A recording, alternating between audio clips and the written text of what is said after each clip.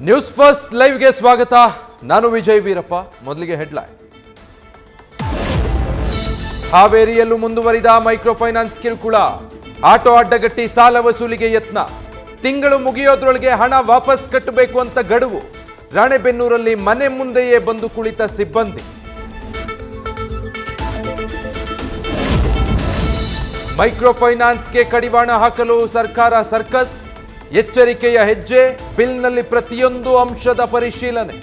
ಸುಗ್ರೀವಾಜ್ಞೆಗೆ ಮುನ್ನ ಸಾಧಕ ಬಾಧಕ ಕಾನೂನು ತೊಡಕುಗಳ ಬಗ್ಗೆ ಎಚ್.ಕೆ. ಪಾಟೀಲ್, ಕೃಷ್ಣ ಬೈರೇಗೌಡರಿಂದ ಪರಿಶೀಲನೆ.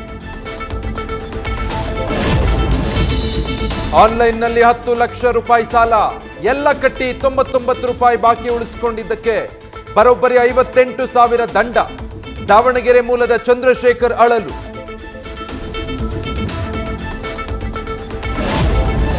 ಪರೀಕ್ಷೆಗಳ ಬಗ್ಗೆ ಭಯ ಬೇಡ. ಕೋಚಿಂಗ್ ಗುರುನಲ್ಲಿ ಸಿಗುತ್ತೆ ಉತ್ತಮ ಮಾರ್ಗದರ್ಶನ. ನೀಟ್, ಸಿಇಟಿ, ಜೆಡಬ್ಲ್ಇ, ಯುಪಿಎಸ್ಸಿ, ಸಿಎಲ್ಎಟಿ, ಸಿಎಟಿ ವಿವಿಧ ಪರೀಕ್ಷೆಗಳ ಬಗ್ಗೆ ಪರಿಣಿತರಿಂದ ಸಲಹೆ. ನ್ಯೂಸ್ ಫಸ್ಟ್ ಆಯೋಜಿಸಿರೋ ಮೆಗಾ ಕೋಚಿಂಗ್ ಎಕ್ಸ್ಪೋ ಮುಕ್ತಾಯಕ್ಕೆ ಕೆಲವೇ ಗಂಟೆಗಳು ಬಾಕಿ.